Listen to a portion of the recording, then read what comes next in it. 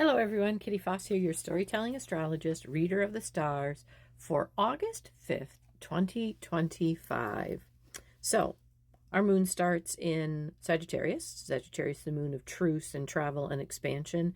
And it moves void of course at 11:29 a.m. Eastern Standard Time, which, by the way, reduces to 11:11. And it will sit void of course till 1:04 p.m. Eastern Standard Time. And as with many void of courses recently, especially the very long void of courses, our own personal moon then is called forth. And it seems that we have aspects that have happened over the last 6 weeks that really show up when it's about our own private energy, our own way, that internal way we put ourselves together, our secrets, our processing. Nobody sees what I can see, for back of my eyes there is only me. And that's the energy, again, that we tap into. And today we tap into it at 29 degrees of Virgo with our Mars placement in that void of course. So let's get into it today. So once again, that action takes place in that void of course with the flavor of truce, because it holds the transitioning moon. And we pay attention to the personal ahas, and that are not affected by others. And that's important. It's not about me and what I'm measuring against someone outside. It's about my own personal ahas that have been these understandings, including the understandings I've come to that I realize I'm letting go of. Somehow I incorporated someone else's beliefs or society's beliefs.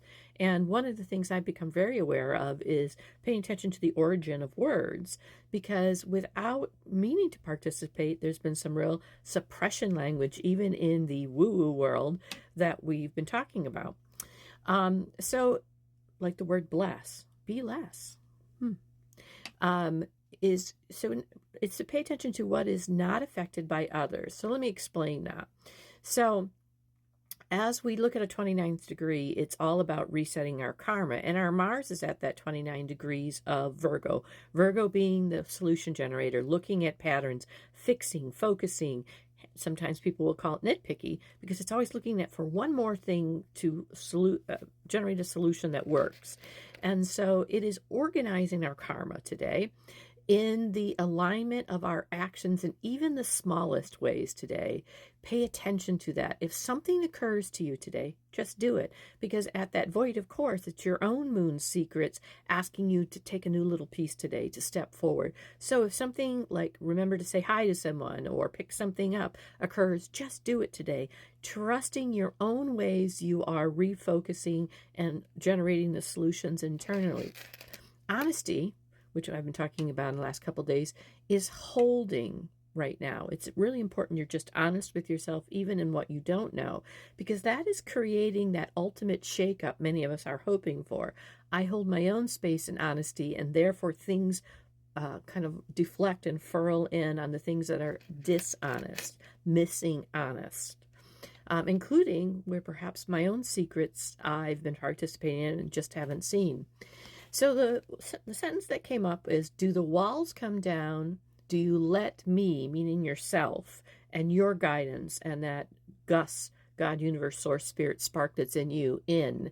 Do the walls come down? Do you let me in? Do you let that spark in and let it lead you? So at 1:04 p.m. Eastern Standard Time, the moon moves into Capricorn. Capricorn is our potential. Capricorn is our bigger picture.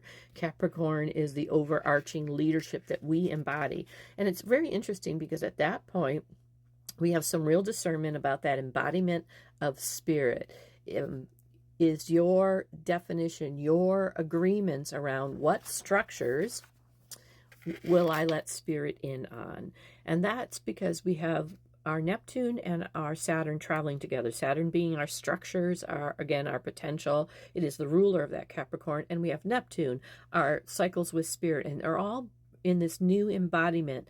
And that new embodiment is about you. It's about you touching that spark and understanding our connectedness, rather than how we're different or one-upping each other or the competition. So larger and smaller pictures starts today.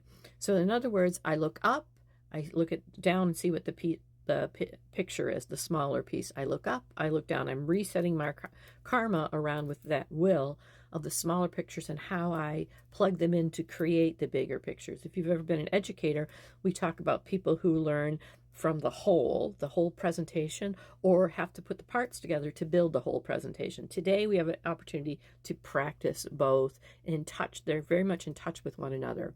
Both our technological placements, which is our Mercury and our Uranus.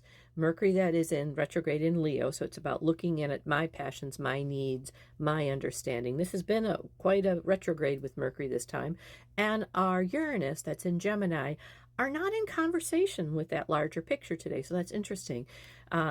Perhaps this is allowing us the time to tune into the awakening beyond our personal passions and awakening the self-focus and change over our internal language, our internal technologies. So we can tap into our own evolution. Important, because as we hold our own evolution, it magnifies the larger picture. With our own evolution in the plethora of rapid change that is happening right now, sit with this unfolding today. Sit with the freedom. Look up and outward today and feel the change and the possibilities. Act in local ways, though. So as I look at the bigger picture, I'm acting in local ways right in front of me. And most importantly today, believe. I'm Kitty Foss, and remember, you are the person your soul values and sees you as being. Namaste. Soul Light in me greets the soul light in you.